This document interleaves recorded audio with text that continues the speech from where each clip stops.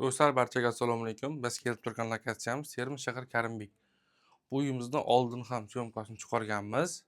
390 million so'mga qo'yilgan edi. Hozir egalariga pul srochniy kerak bo'lganligi tufayli 355 million so'mga uyning narxini tushirdik. 5 qavatli domning 5-qavati 3 xonalik Evroremont 51 kvadrat turani tashkil etmoqda. Faqat naqdga sotiladi. Ozgina krediti bor, yopib beriladi.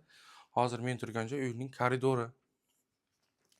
Koridordan tashqi eshikdan kelib o'ngga qayrilganmiz oshxona. To'g'riga ikkita bir xil o'lchamda xona, bu tomonga esa bitta detskiy hamda bu tomonga sanuzil joylashmoqda. Ko'ring, maslahat qiling, keling. Detskiy xonasini ko'rsating mana.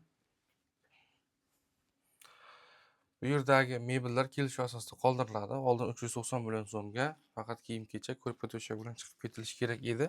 Hozir 355 million ichida kelib o'ziga kelishib uy egasi bilan bemalol baraka qilishingiz mumkin. Mana hamma tomon aboy bo'lgan, gilamlar to'shalgan, pardalar, bular qoladi. Bular olib ketilmaydi o'sha kelishuvda. Mana bu bitovoy texnikalarda bir ikkita kelishiladigan joyi bor. Bu esa bitta mehmonxonasi. Mana bunaqangi to'liq mebellar qilingan, televizorlar barchasi qilingan yurtdoshlar. Maktab bog'cha so'raganlarga 3-maktabga borishadi, yaqin joyda. Bu esa uy bekalarga sevimli bo'lgan uyning oshxonasi. To'liq oshxona mebellar terilgan. Eng muhimi kotyol alohida. Kotyol alohida. Gaz, suv, svetdan umuman muammo yo'q. Umuman muammo yo'q. 355 million so'm, 51 kvadrat. Yurtdoshlar, shuni kalkulyatorga tashlang. Bunaqangi lokatsiyadan bunaqa remont bo'lgan 3 xonalik uy. Bu esa sanuzel. Sanuzel birgalikda.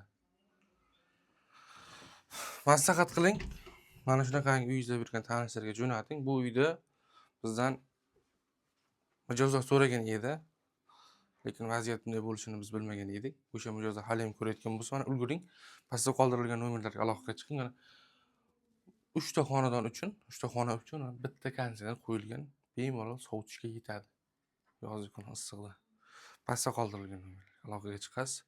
Salomat bo'ling.